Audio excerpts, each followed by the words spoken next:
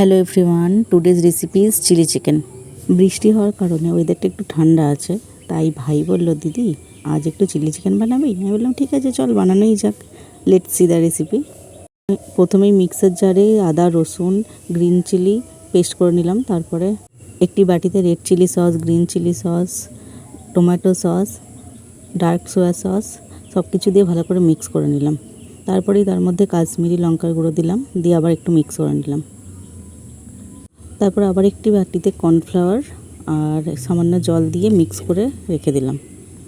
দেন চিকেনটা ম্যারিনেট করলাম। প্রথমে দিলাম ভিনিগার, তারপর লবণ, তারপর দিলাম ময়দা, তারপর কর্নফ্লাওয়ার, তারপরে দিলাম বেসন, তারপরে হলুদ আর দুটো ডিম আর গোলমরিচ গুঁড়ো দিলাম। তারপরে আদা, রসুন, কাঁচা লঙ্কার পেস্টটি দিয়ে ভালো করে মিক্স করে নিলাম, করে খানিকক্ষণ রেখে দিলাম 10 মিনিট মতো। তারপর কড়াইতে তেল গরম করলাম, বেশ খানিকটা তেল দিয়ে দিলাম। তারপর তেল দেওয়ার পর ওই ম্যারিনেট করা চিকেনগুলো একে একে দিয়ে ভালো করে খানিকক্ষণ ভেজে নিলাম। তারপর ভাজা ভাজা হলে ওগুলো তুলে নিলাম একটি পাত্রে। তারপর ওই তেলেই পেঁয়াজ, ক্যাপসিকাম আর গ্রিন চিলি দিয়ে একটু নেড়ে নিলাম, আর একটু আস্তে দিয়ে গ্যাসটা 2-4টে চিকেন পকোড়া খেয়ে নিলাম। এত সফট হয়েছিল আর লোভ সামলাতে পারলাম না। তারপর পেঁয়াজ, ক্যাপসিকাম ভাজা ভাজা হলে ওই যে আগে থেকে করা সসটি রেখে দিয়েছিলাম ওটাই দিয়ে দিলাম, দিয়ে খানিকক্ষণ নাড়লাম।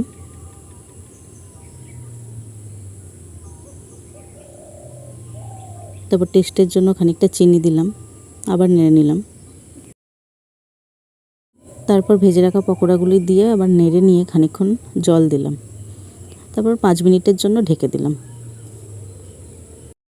5 মিনিট পর ঢাকা খুলে চিকেনটি সিদ্ধ হয়ে গেলে ওই গুলে রাখা কর্নফ্লাওয়ার জলটা দিলাম, দিয়ে 2 মিনিট নেড়ে নিলাম। তাহলেই রেডি হয়ে গেল আমাদের চিলি চিকেন। ফ্রাইড রাইস, রুটি, লুচি এগুলোর সাথে বেস্ট কম্বিনেশান হচ্ছে চিলি চিকেন।